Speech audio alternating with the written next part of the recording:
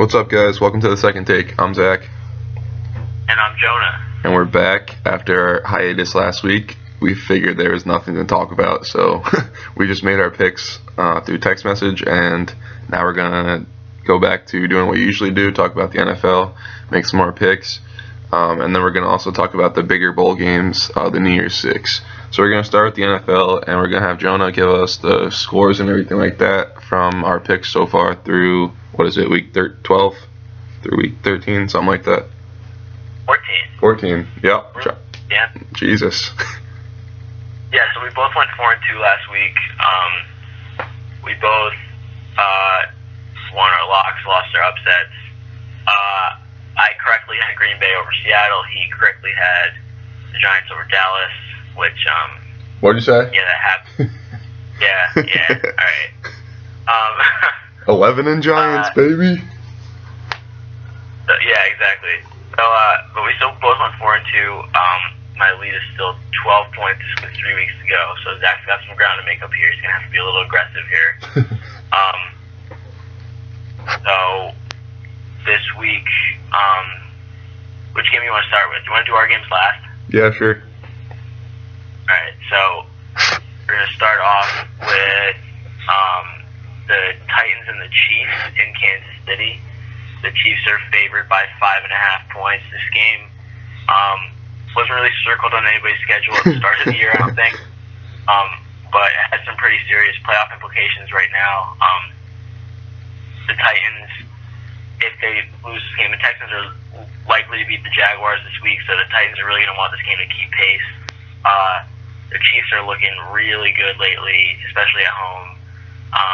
They seem to have hit their stride. They look like, to me, the best team in the AFC right now, at least. But this should be an interesting game. The Titans have been streaky all year. Their offense has been stronger than anybody expected, so I think it should be a pretty good game. Yeah, so the Titans had a huge win last week over the Broncos that most people didn't think they were going to get, and then that helped them keep pace with the Texans or the Colts, whoever won their game, which turned out to be the Texans. But now the Titans have to go to KC, which is probably the last place you want to go when the playoffs are on the line. This division seems like it's going to come down to week 17 no matter what happens. It's like a pillow fight right now, but hopefully it turns into a rock fight.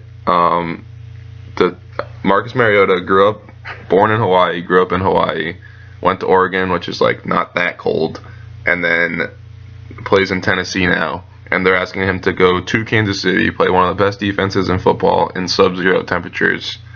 Good luck. I got the Chiefs big time in this game. Yeah, I have the Chiefs also. I think the Chiefs, I don't know, like I said before, I think they look really good right now. I like what I've seen from the Titans a little bit. I'm upset that the Texans are probably going to make the playoffs. But because that means the first round game will be just atrocious. Not that it'd be that much better with the Titans in it, but we've seen enough Texans in the playoffs for a while, I think.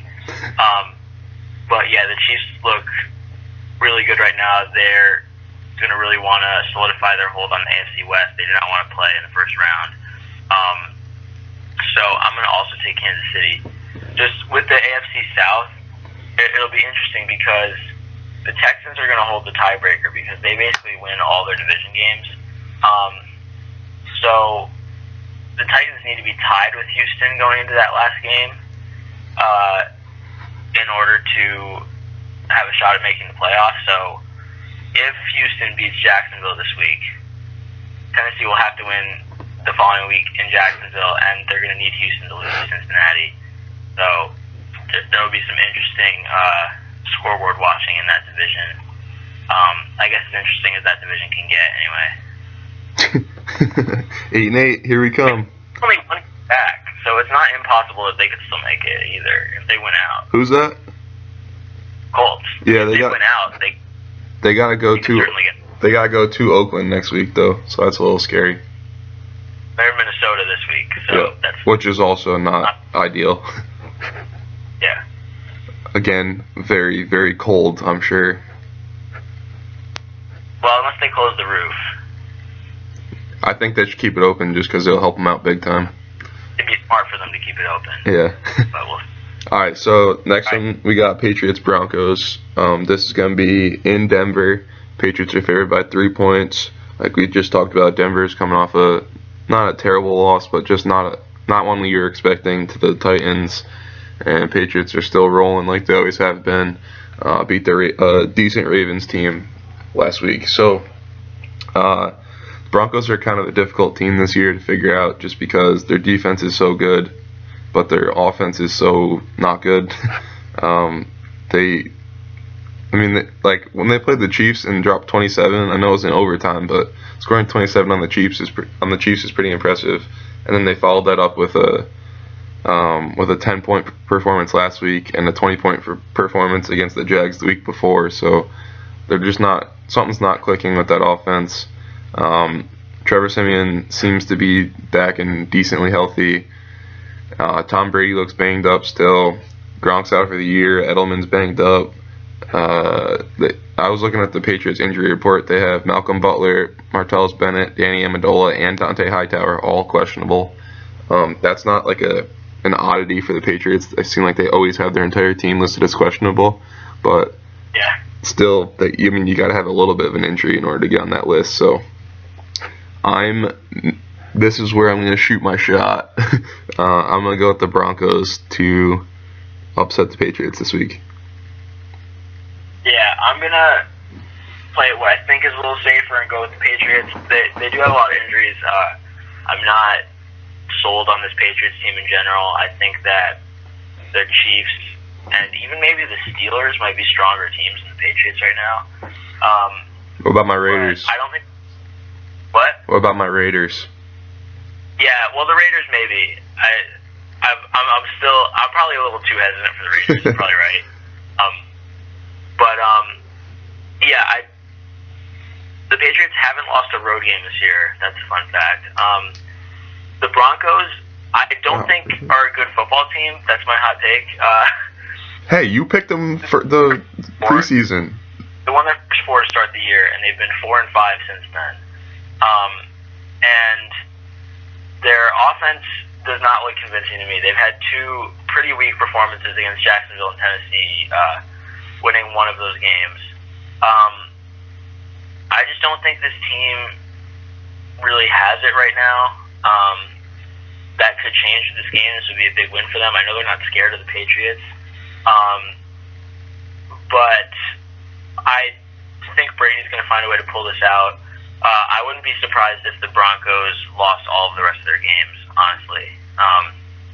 Because they have the Pats at home, then they're at Kansas City, and then home against Oakland in the last week of the season. So I think they'll probably win one of those, but my guess is they finish 9-7, and that might not be enough to make the playoffs in the AFC this year. So I'm going with the Patriots in this game. Yeah, I'm taking the Broncos because what you just said, that they're not scared. They're a team like the Ravens, where they always play the Patriots tough no matter what. And the fact that this game's in that's why Ravens last week. Yeah, and the fact that this one's in New England in Denver is also pretty helpful for them. I'm hoping it snows like crazy and they just have an absolute dogfight in the snow, but we'll see what happens. Yeah, that'll be fun. Should be a good one at the very least. I think it'll be a last possession type of game. So next we have Giants and Lions, both teams at 9-4, both teams playing for playoff spots. Lots on the line. A somewhat banged up Matt Stafford with a dislocated middle finger, like the tip of it is bent in a terrible way. So this is going to be a good one. I think that Lions have won pretty much every game by coming back in the fourth quarter. The Giants don't win games by a lot of points, so this has every bit of the makings of a last 10-second touchdown or something like that to win the game. I am picking the Giants, obviously. I love this defense. We're getting healthy on offense. Justin Pugh and Shane Vereen should both be back for this game, which is huge for us. And I just think that this defense is good enough to at least limit the Lions' offense. I think Janoris Jenkins can follow Golden Tate around, and if he goes in the slot, DRC is quick enough to hang with them. So I don't know. I think just this defense gives us a chance to win every game, and I'm just waiting for the offense to match that level of play. Yeah, I'm not entirely convinced by either of these teams. I think both have had some relatively weak wins. I think certainly the Giants, especially their defense, made a statement last week against the Cowboys. They have a lot of close wins, but the Lions have only one win by more than one score this year. They seem to just pull every game out of their ass at the end. This game is in New York. I think the Lions have been overachieving all year. So I'm going to go with the Giants also, especially with how banged up Stafford is. That's going to be an X factor. I wouldn't be surprised. I think what you said about the last minute touchdown is right. One of these teams is going to pull something at the end. But the Lions have teams nipping on their heels now. The Packers are starting to look like themselves again. The Vikings have a actual shot at making the playoffs as well. So I think they're going to be feeling the pressure a little more after this week. Yeah, the Lions are a team I think are not going to make the playoffs because they play at New York, go to Dallas, and then are home against the Packers. And they're sitting at 9-4 right now. Packers are 2 games back, so that game, the last week of the season, I expect both teams to be 9-6 and be playing for the division there. So a lot on the line. Basically what it comes down to is the Lions have to win one of these games against the NFC East teams, but I don't really see that happening. Yeah, I don't either. I mean, even, technically they have to win. Oh, yeah, if they win 1, they get to 10, you're right. Alright, yeah. I mean, it's going to be tough, but we'll see. I just hope the Giants, if the Giants get this one, I think they make the playoffs. Oh, yeah. I mean, I'd be pretty surprised if the Giants didn't make it. Before last week, I thought we had to go at worst 2-2 to make the playoffs. And we already got that one against you guys, which was deemed probably the tougher game of the 4. So if we can get this one here, then we can play for the division almost. You guys can lose to the Bucks, but speaking of which, yeah, Tampa Bay and Dallas. What do you got? Yeah, this is Sunday night. The Bucks at the Cowboys. Cowboys are 7-point favorites. I would not bet the Cowboys against the spread in this game. My doubts about the Cowboys are starting to creep back into my head. Boy. Maybe I'm overreacting. I probably am overreacting because it's just one game. I think the Giants are a particularly bad matchup for the Cowboys. I think they're certainly a better team. I just don't want to see the Giants in the playoffs, basically. I think if we don't see the Giants, they have a pretty good shot at making it to the Super Bowl. I still think this is a really good team. But there were definitely times at the end of that game, and we've talked about the Dak versus Tony Romo thing. I by no means think they should put Tony Romo back in. But there certainly are some strengths that Romo has that Dak doesn't have as much. And by that I mean being able to lead a game-winning drive against a tough defense.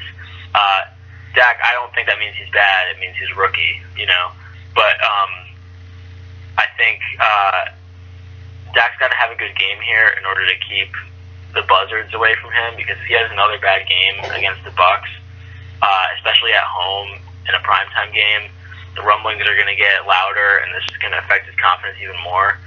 So I really hope he has a good game. I think the Cowboys are going to win this game.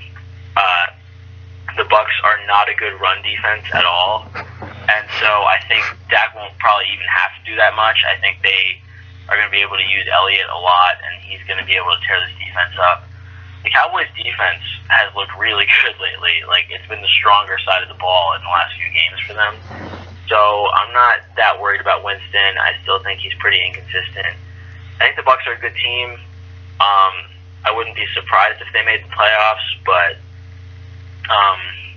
yeah, I'm going with the Cowboys in this one. I'm going to keep riding my team despite last week. So, hot off the press, as I'm currently watching ESPN and doing this at the same time, Teddy Bruschi just rated the NFC teams. It goes Falcons at 5, Lions at 4, Seahawks at 3, Cowboys at 2, and Giants at 1. But anyways. Now you're listening to Patriots here. I don't even know Yes, who you are. one of the greatest linebackers of all time, obviously. Right, yeah, him and his Pierce. Watch your mouth. So, Yeah. this Bucs team, I think, on paper has somewhat of the makings of what it takes to beat the Cowboys. As I said, was a really good defensive line, really good secondary, a really good offense. You need two of the three. Giants did it last week with a defensive line and secondary, so I think that formula still fits. The offense is there with Doug Martin back. They've looked a lot better. Jameis has been playing pretty well with Martin back. The defense is what scares me, though. I don't buy the secondary at all. I don't think really anywhere do they have a standout. Brent Grimes is probably the best player in that secondary. And while he is a ball hawk, he also can give up some big plays. So for those reasons, I'm going to go with Dallas. I think it's going to be close. I think Dak needs to play well. I think he will play well. I was laughing myself to sleep when people were saying how they need to get Tony Romo back in the game and Dak's done. It's like the kid lost 2 times, one of which week 1. 11 in his rookie year. Exactly. Like, we should relax. He had one bad game, and it wasn't necessarily him just not being ready for the game. It was more so the Giants just making him do what they wanted him to do. So that's, I mean, it's kind of funny to just hear Cowboys fans all over the place say we need Tony Romo back. It's like, this kid got you to 11-2. Slow down, you're just fine. I mean, I think that they're going to get some pass rush on Dak, but like you said, I think that he'll be able to handle it because the Bucs secondary isn't very good. Like you were saying with Grimes, like how he's a ball hawk, like that's definitely true, but that's not a thing that's going to bother Dak a lot because he's not going to try throws that are going to be prone to that, you know? Yeah. So, like, if they try safe throws, they're not going to be able to guard, like, our second and third receivers. Right. So even if Grimes is able to shut down Dez Bryant, Dak hardly throws to him anyway. So right. I think it'll be fine. Exactly. So let's go to our lock first. We're both picking the same thing here, right? Yeah. So we're both going with the Falcons, who are 13.5-point favorites over the 49ers. That was the second. Falcons, you've been on record hating them for like the entire season. Yeah, I think that it's kind of funny that we pick them as our lock too. Yeah. This is the second highest spread behind the Seahawks and Rams, which was 16. The Seahawks just won that game by 21 last night. I'm going to pick this one over. Yeah, I would too, because they always suck against the Rams. Yeah. The Falcons are looking pretty good. Just came off a drubbing of the Rams. That's obviously not saying a lot, but like they did put up 42 on an Aaron Donald-led defense, so that says enough for me. The 49ers can't win at home. They definitely can't win on the road. And I got the Falcons big time. All right, so what's your upset? My upset is more of a, it's going to be more of a smack talk upset, which is the Panthers over the Redskins. Basically, I'm counting on Kelvin Benjamin and Cam Newton to tag team against Josh Norman and get him out of his element. I think pretty much the Panthers are done. I think we could both say that, 5-8.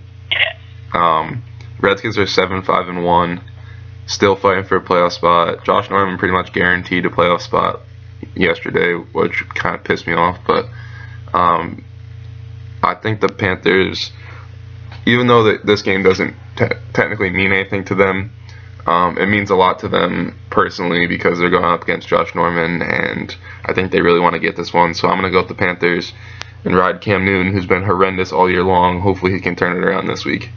And I'm also doing it because the Giants really would enjoy the Redskins losing. Yeah. So, I was down to that one and a couple others. I'm going to go with a different one just to make things a little more interesting. I'm going to go with the Colts at Minnesota. I have not a lot of faith in the Vikings, as I've shown throughout the year. I think the Vikings are justifiably favored in this game, but the Colts really need this game. They have won 3 road games over the year. It's not like they can only win at home. If the Vikings leave the roof open, it might be a little tough for Andrew Luck to get a lot done here. But I think that the Vikings aren't going to be able to score a lot of points anyway, so the Colts' bad defense might not be that much of a problem. So I think this will be close down to the end. I don't love either of these teams, but I think the Colts really need this game, and it feels like more of a toss-up game to me because I don't have a lot of faith in the Vikings. Yeah, no, they definitely have a chance. If Andrew Luck looked a little bit, something looked wrong with him last week, so hopefully he can get right and play a lot better this week, because I'd love to see the Colts win that division, because I freaking hate the Texans. Yeah, anyone but the Texans, please. I mean, whoever's sitting at, well, that would be the Texans. What? I don't want to watch another playoff game with Houston in it. Like, can someone save me from that? I know, and whoever's the 5 seed, which looks like it'll probably be the Raiders, would get them week 1 or the first round. So. Yeah, I mean, if the Raiders are playing at Houston, the Raiders will be like 7-point road favorites. We'll see what happens, but so do you want to just make our 1 through 6 picks for the playoffs of both sides? Yeah, sure. You want to go AFC first?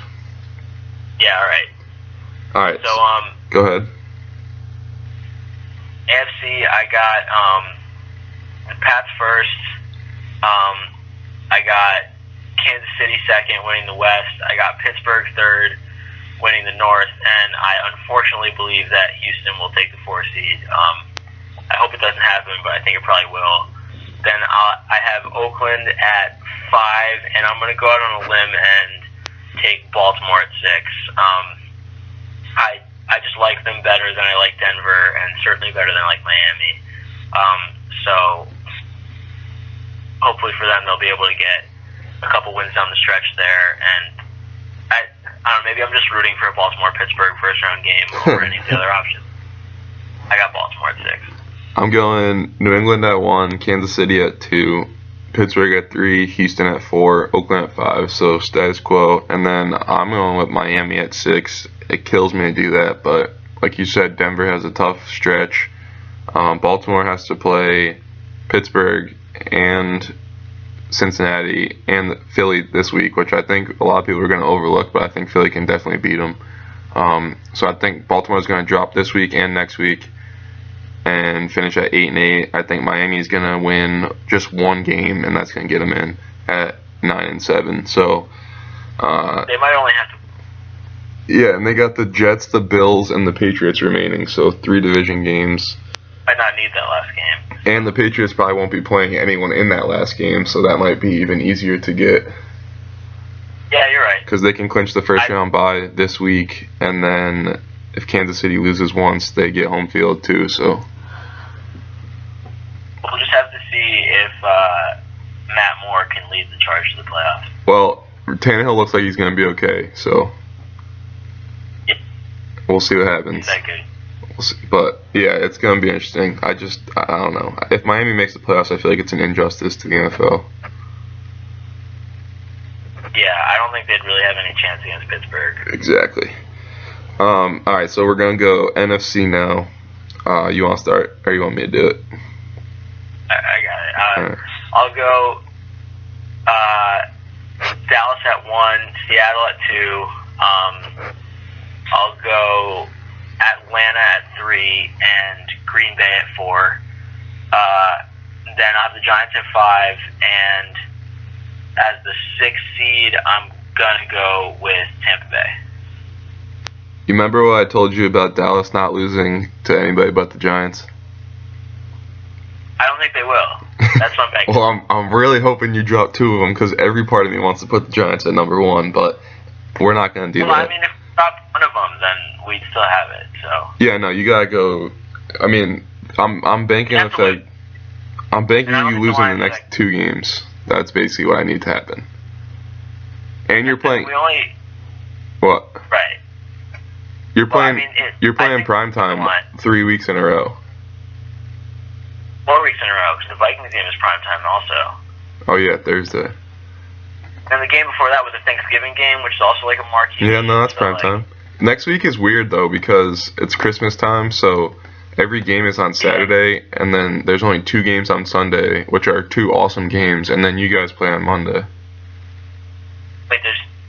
hold on, I have to look at this. Yeah, so there's like 2 Sunday games, 4:30 and 8 o'clock, which are the late game is the Chiefs and Broncos, I think, and the early game is the Steelers and Ravens. And then you guys play Monday. Yeah. And there's a slate of Saturday games, and you guys play Thursday. Right. Huh. And then we play the following Saturday, like the last week of the season. We play on Saturday. So. Yeah, there's a Saturday game this week too. Dolphins and Jets are playing Saturday. Yeah. So it's gonna be weird for a lot of these guys, I think, because they're not gonna have their standard days off, or I don't know. It's gonna be a little funky to see what happens, but anyways, I'll say Dallas can win 2 games out of the last 3, so they'll be first. I'm gonna go Green Bay. What? I appreciate the confidence. I believe in Dak and Zeke. I'm gonna go Green Bay at 2, Seattle at 3. Yeah, Green Bay at 2. I think they're gonna win their last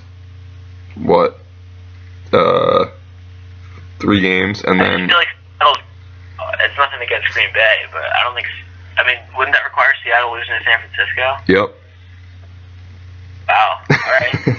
All right. So yes, that's happening, and then Seattle at 3, Atlanta at 4. Giants at 5, and then I'm going to go Washington at 6. Yeah, I mean, I think the NFC race is a lot more interesting than the AFC race because basically I think most people agree that the Cowboys, Giants, and Seahawks will have playoff spots. Most people are putting the Falcons in there too. So then you have like 2 spots left for Washington, Detroit, Minnesota, Green Bay, Tampa Bay. So like any of those teams could conceivably make the playoffs. I think it'll be really interesting. I think everyone thinks that Rodgers is going to win the last 3. Yeah, right. I think he probably will too. I think they'll win that division, but it's possible that the Lions could make it even if they don't win the division. It's going to be tough though. Those 3 games they have to play are against 3 playoff teams, in my opinion. Yeah, I think they'll probably lose them all, but they could lose them all and still theoretically make the playoffs. I mean, if they beat the Giants, I think they're in. Oh yeah, if they win one more game, they're going to make the playoffs. So, we'll see what happens. But, yeah, those are our playoff kind of predictions, but not really predictions. More of just reading off the current standings and saying yes. So that's our NFL. Yeah, exactly. That's our NFL. Now we're going to go to the New Year's 6 bowl games, which are the quote-unquote big bowl games, and we're going to kind of quickly talk about them and pick some winners. Sound good? Yeah. All right, so we'll start with the first of the 6, which is on December 30th. It is Florida State against Jonah's Michigan Wolverines. It's the Capital One Orange Bowl. Oh, you're putting in the sponsor in there, too. Yes, I am. Happy. Wait till we get to the next one. I'm going to try to get some free food out of it, too. Yeah, exactly. When I looked at like the possible matchups that Michigan could get, just in terms of pure interesting matchup, my first choice would have been to play Oklahoma. But I think playing Florida State should be super interesting also. I think that this is a pretty good matchup for Michigan. They have been taking some heat in recent weeks just because like the losses to Iowa and Ohio State kind of came close to each other, but like they almost beat both of those teams. It's a pretty strong 10-2 for this team. Florida State's been kind of up and down all year, I think. I don't know. I just don't love this Florida State team. I'm going to pick Michigan because I think that they're just a stronger overall team, but and I think that the strengths of Florida State are primarily on offense, and I think the Michigan defense is going to be able to do a lot about those. So I'm picking Michigan. Yeah, I'm picking Michigan too. I think the only chance Florida State has is DeAndre Francois, who absolutely is a gamer and has every bit of a chance to lead his team to victory in this game. I just don't think he has enough around him. I mean, Dalvin Cook's great too, but I expect you guys to at least limit him to like around 100 yards. I don't think he's going to run wild. So Yeah. I think Michigan can get this game. I think it's probably the most favorable matchup that Michigan could have got. If you look at like having to play Louisville or Oklahoma or someone like that, this is probably the game that, yeah. So I'm gonna skip the two on December 31st just because those are our semifinal games, and I'm gonna go to the first one on January 2nd, which is the Goodyear Cotton Bowl. It's played in Dallas Stadium between Western Michigan, who's 13-0, and Wisconsin, who's 10-3. Western Michigan sitting at 15th in the country. They're the highest rated group of 5, which means non-power conference football team. Yeah, this should be definitely a very interesting game. Western Michigan pretty much tore through their entire schedule.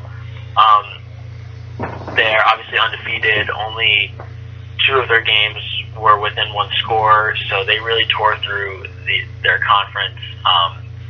Their conference was not exactly the most difficult. Their biggest wins are against Northwestern and Illinois. However, this team hasn't really shown any indication of not being up to the challenge. I just like Wisconsin more. I mean, sometimes I like to take the group of 5 teams in these bowls because it's always one. But I think the Big Ten was really strong this year, and Wisconsin, their losses came to the teams that were ranked, well, that are currently ranked number 3, number 5, and number 6. So those are pretty okay losses, and all of them were within 1 score. So I like Wisconsin to win this game.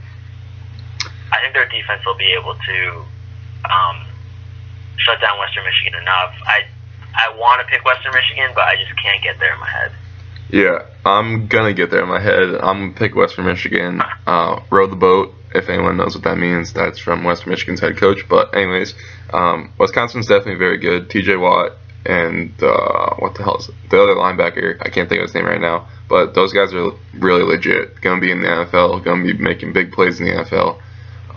That defense is really good, and I like their running back a lot, Clement. But other than that, I don't see a lot with the team, which I know is basically like half the team I just mentioned. But I think Western Michigan is the kind of group of 5 team that can get a win in a big bowl game, just because, first of all, their coach is like, I would run through a brick wall for him. He just gets you so fired up, and that's one of the major components of a bowl game. Can you get ready, and mentally are you there?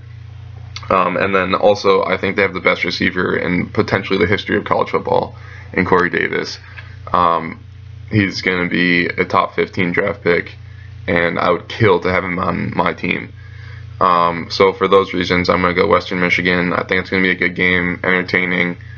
Western Michigan needs to get this game up into the 30s in order to win it. Wisconsin wants it like in the 20s or the teens, and they can definitely win that. So it's going to be a good one, I think.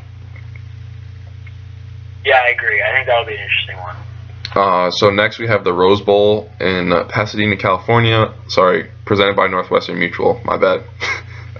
We have number 5 Penn State against number 9 USC. I always thought this game was like decently unfair because USC is almost always in it. At least like if you look at the years of our childhood, USC basically was in the Rose Bowl every year.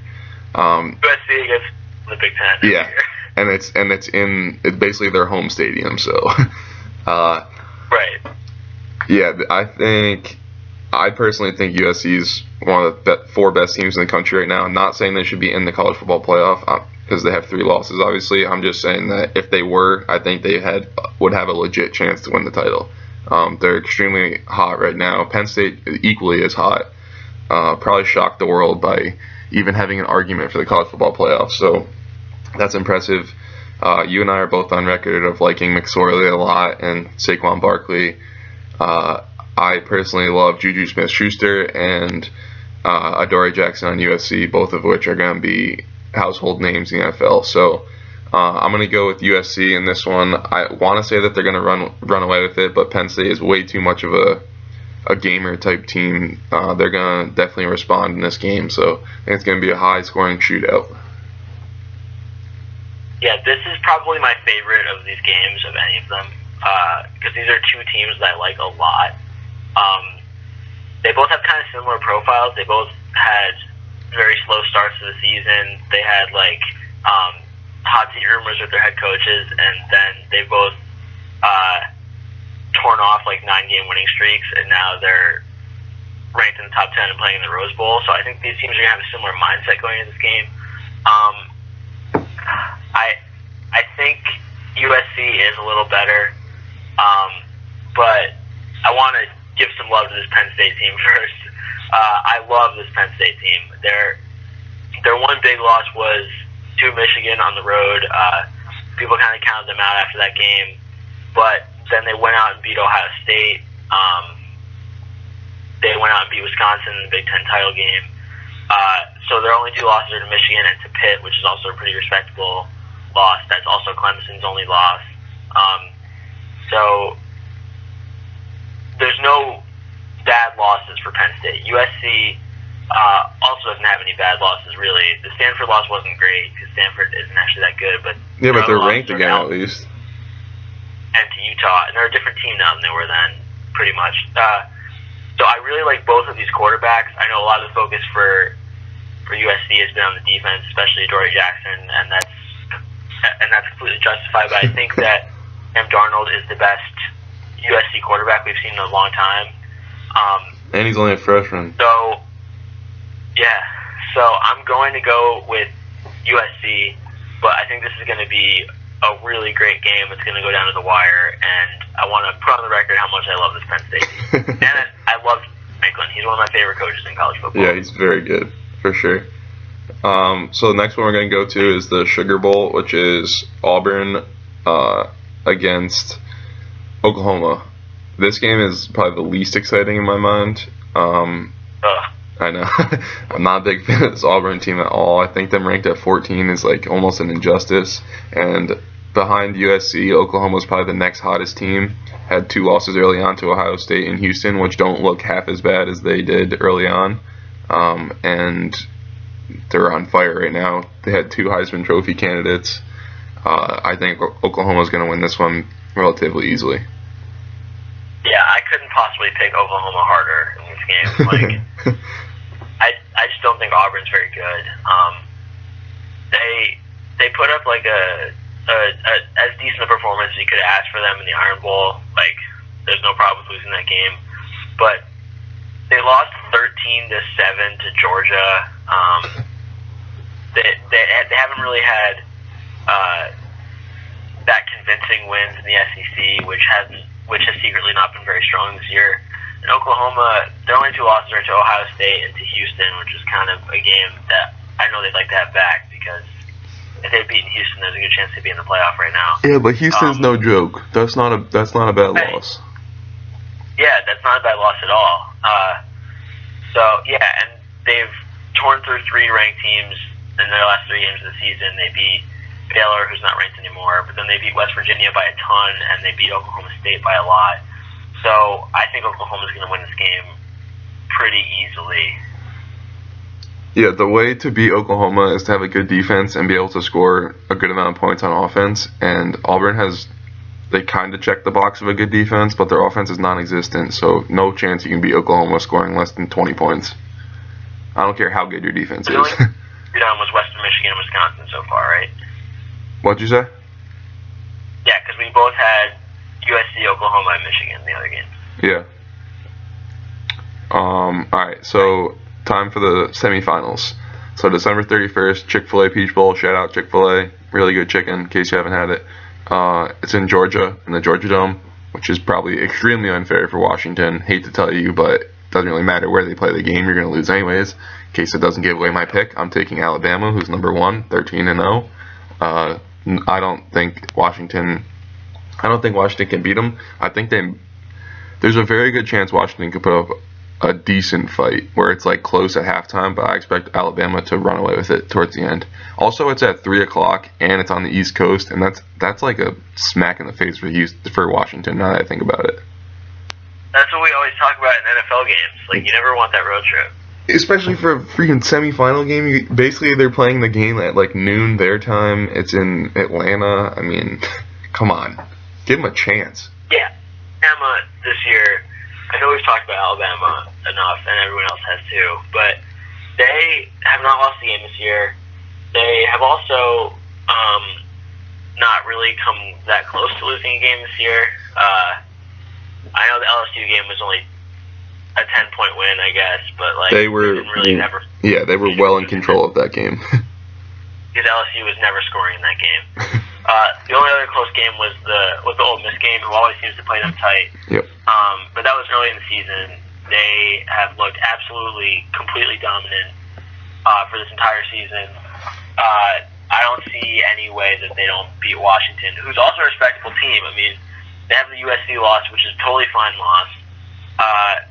They had a close win over Arizona, which was also early in the year. But every other game, they've pretty much blown everyone out.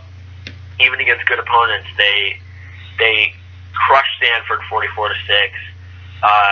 They won the Utah game on the road convincingly. They beat Washington State on the road. They beat Colorado by a ton in the Pac-12 championship games. So this is a good team, but I don't see any way they beat Alabama, or that anyone does. Yeah, it's about the worst draw you could possibly ask for as a West Coast team getting into the playoffs, and this is what you have to do. So. Yeah.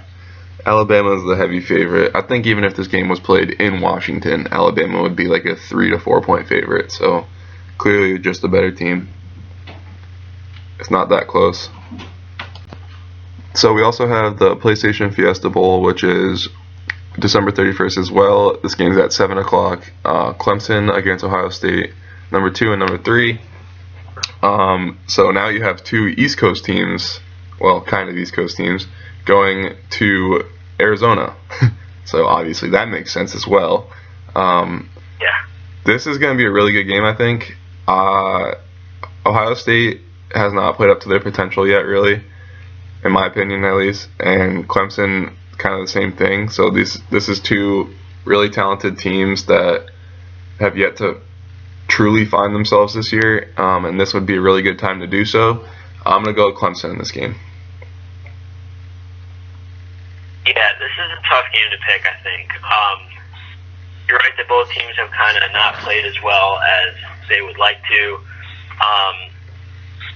Ohio State, their one loss is to Penn State on the road. That's a loss that you can take. But they barely beat Michigan State. They barely beat Northwestern. They beat Michigan, but certainly didn't really play well in that game. But by the same token, Clemson has some games that were tighter than they would have liked. They probably deserve to lose the NC State game in addition to losing the Pitt game. I don't really know what to make of this game. I think that the Big Ten is definitely stronger than the ACC through and through. So Ohio State's played tougher teams throughout the year, and they've pretty much beaten the teams they should have, including a big win over Oklahoma. But that was kind of early in the season. I'm tentatively going with Clemson too. I don't feel that strongly about it, but I think that they're better than they've played. I think they're kind of hitting their stride now. So yeah, I'm gonna go with Clemson, but I'm not that confident about it.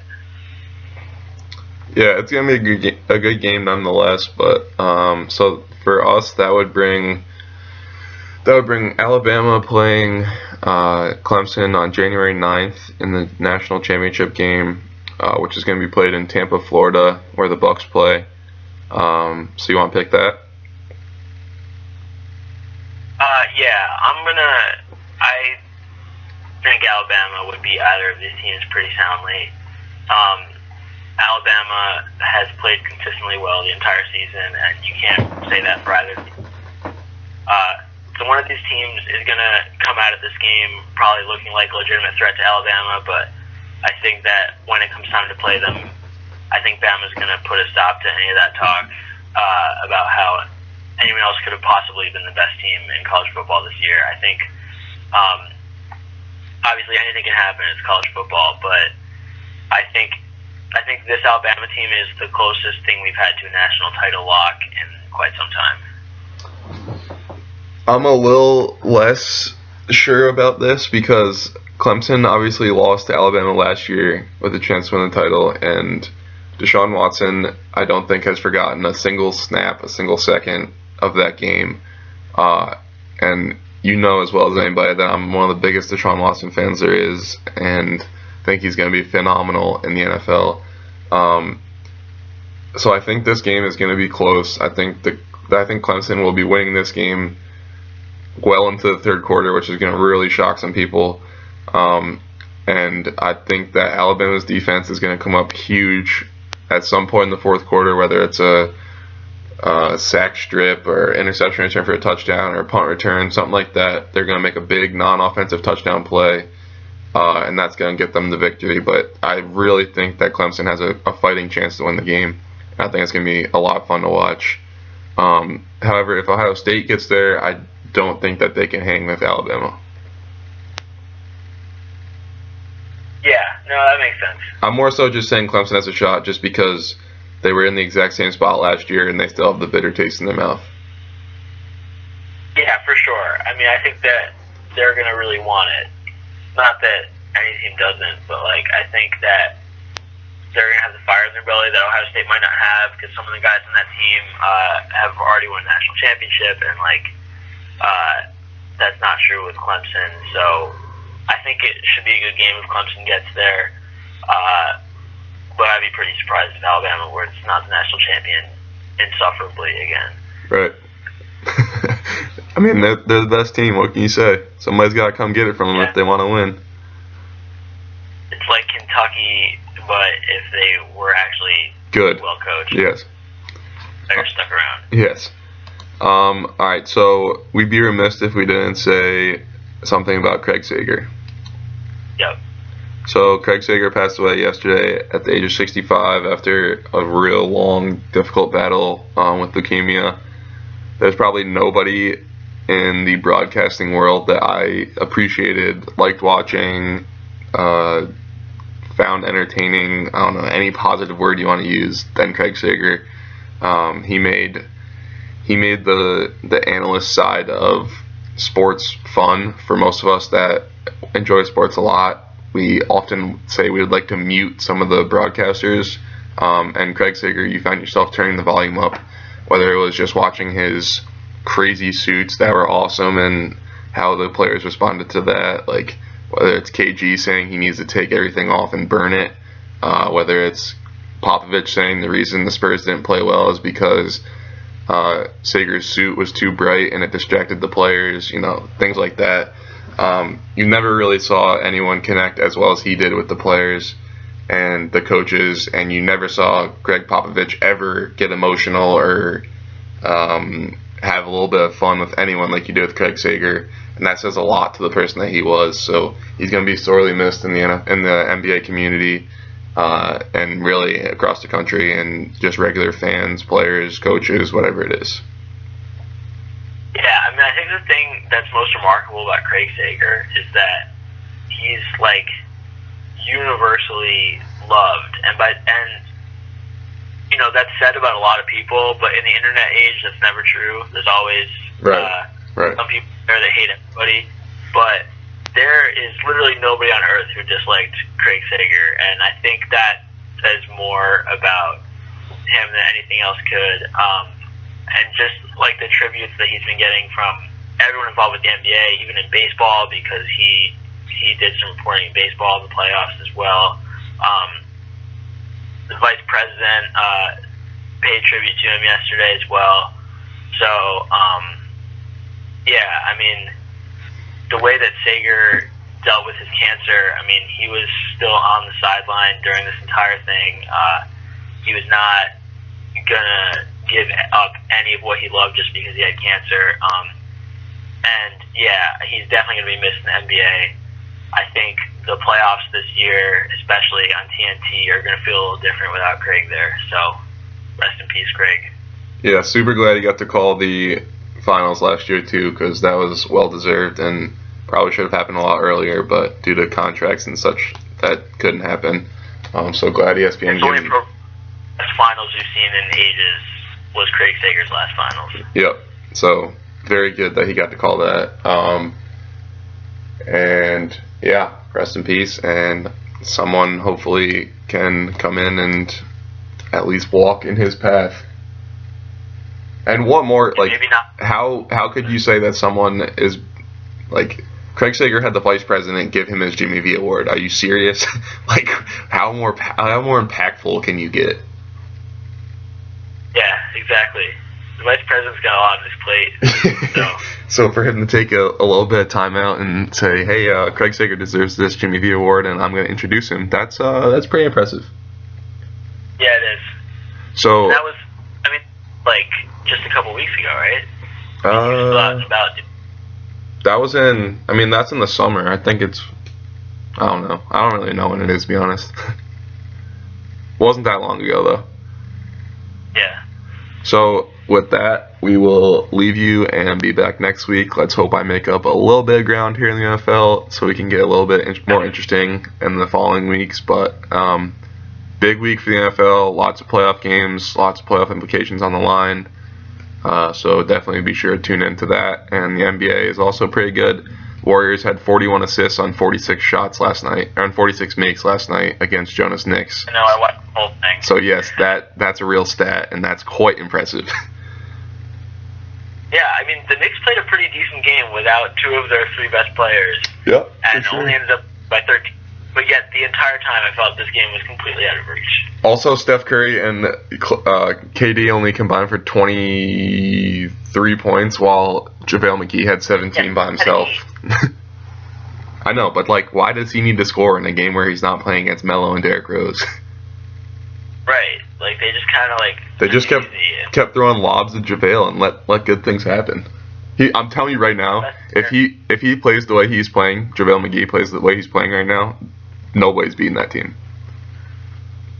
Like, when Zaza Pachulia plays, he's not that great, and like, I could see if he's starting and playing decent minutes in a finals game against the Cavs can certainly beat them. But like, if JaVale McGee can give them consistent minutes offensively and defensively and not act like an absolute dumbass, then they're absolutely unstoppable. Big if, but we'll see. It's true. If he keeps trying to take the ball out of bounds on his own player's free throw, we might have some problems. But, you know, he's playing well right now, so we'll see what happens. He's always been good. He just mentally was never there. He has to have the world's lowest basketball IQ. He's actually rivaling Morris Claiborne for the actual world's lowest IQ. Okay, we go on that. Come on. And with that, we'll be done. So we'll see you next week. All right. Thanks for listening, and yeah, see what happens. Have a good one, and happy holidays.